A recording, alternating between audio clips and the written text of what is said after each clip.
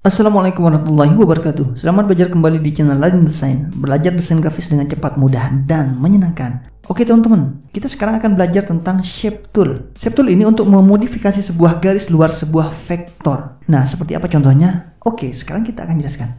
Tunggu dulu. Bagi teman-teman yang mau belajar tentang desain grafis secara gratis, silakan klik tombol subscribe yang ada di pojok kanan bawah dan jangan lupa klik juga tombol loncengnya. Oke, sekarang kita praktek. Nah, sekarang kita akan bikin sebuah garis. Kita memakai freehand. Kita klik sekali, kemudian kita klik Ctrl agar ini garisnya ini lurus. Kemudian kita klik tools yang ada di sini, Shape Tool. Kemudian kita klik sekali. Nah, ketika kita sudah mengklik, maka akan muncul lambang-lambang seperti ini. Nah, ini belum hidup karena kita belum mengklik garisnya. Ketika kita sudah klik sekali di tengah. Kemudian akan muncul lambang seperti ini, Convert to Curve. Nah, ketika kita klik sekali, nah kita bisa memodifikasi garis ini. Kita lengkungkan boleh sesuai dengan kebutuhan kita. Nah, kemudian untuk kembali, teman-teman bisa klik garis lurus seperti ini. Tek, dia akan kembali. Dan kedua, ketika kita klik dua kali, tek. Nah, ini akan membentuk sebuah titik baru. Apa fungsinya titik ini? Yang pertama, ketika kita klik ini lagi, maka akan muncul lambang seperti ini lagi di sampingnya. Kemudian kita klik lagi yang di sini, kita klik lagi lambang ini, maka teman-teman bisa memodifikasi garis ini dengan banyak bentuk.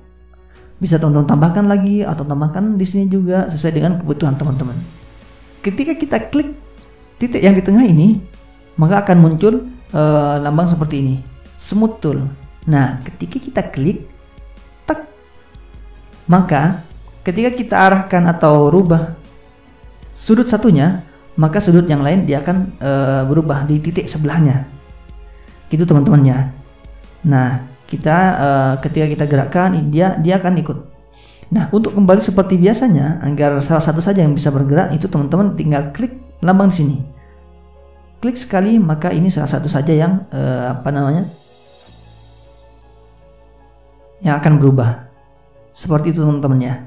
Nah, kalau yang ini, dia bengkoknya ini akan sama dengan ini. Misalkan ini saya buat berbeda lekuannya ini. Kemudian kita klik yang pojok ini, klik, maka dia akan sama. Ini titik tengahnya, porosnya, kemudian ini sama. Gitu teman-teman ya. Nah, untuk menghilangkan titik ini atau titik ini, teman-teman tinggal klik dua kali. Tek. Nah, dia akan hilang.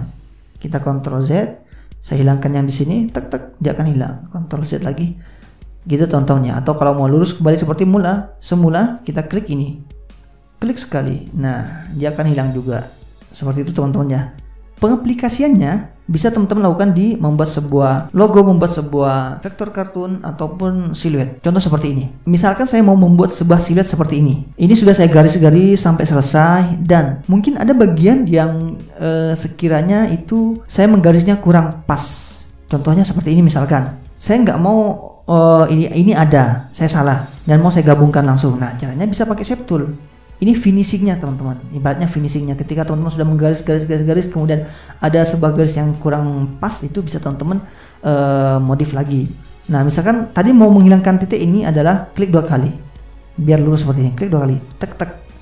Kemudian ini masih bengkok, kemudian kita klik salah satu titik ini dulu, ini ataupun ini dulu boleh. Contoh saya klik sekali, maka akan muncul seperti ini teman-teman ya.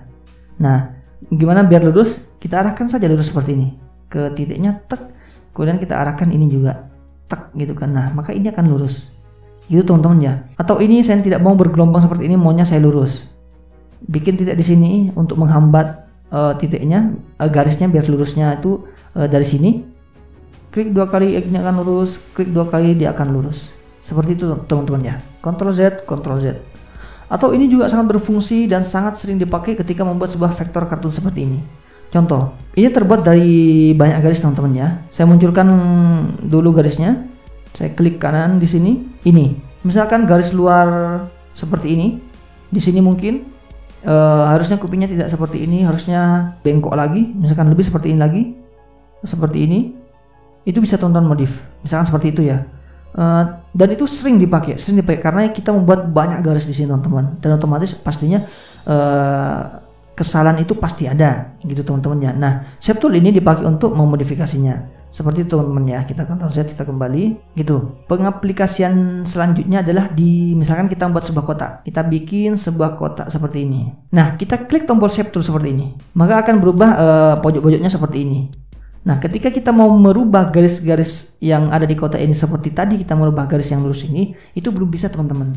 Nah, biar bisa, kita harus klik kanan di sini, kemudian klik convert to curve, atau langsung di sini juga boleh. Nah, sebelum saya jelaskan, ini juga ada manfaatnya teman-teman.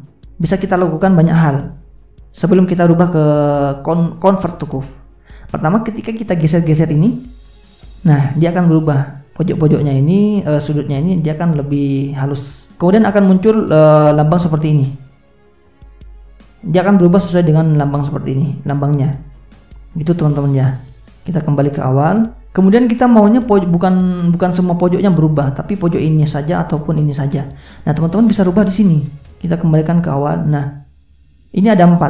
Nah, 4 ini melambangkan pojok-pojok ini. Seperti itu teman-teman ya.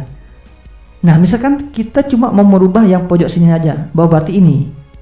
Dan kalau mau ini berarti yang pojok sebelah sini. Sesuaikan dengan posisinya. Misalkan saya mau merubah ini menjadi 5 deh. 5. Nah, sebelum teman-teman merubah, ini pastikan gemboknya ini terbuka. Kalau terkunci seperti ini, ketika teman-teman merubah satu, maka semuanya akan berubah. Tapi kalau kita buka, kemudian kita ganti salah satu pojok yang sebelah sini, kita ganti 5, kemudian kita tekan enter, maka cuma satu saja yang akan berubah teman-teman. Begitu pula yang di bawah sini, teman-teman tinggal rubah angkanya. Seperti itu teman-teman. Kemudian kita edit seperti tadi kita mengedit sebuah garis ini. Teman-teman klik kanan di sini, kemudian klik convert to curve. Nah, teman-teman bisa klik di pojoknya, kemudian klik lambang ini, maka teman-teman bisa merubahnya. Kemudian klik yang di sini, kemudian klik ini, teman-teman bisa merubahnya. Gitu ya.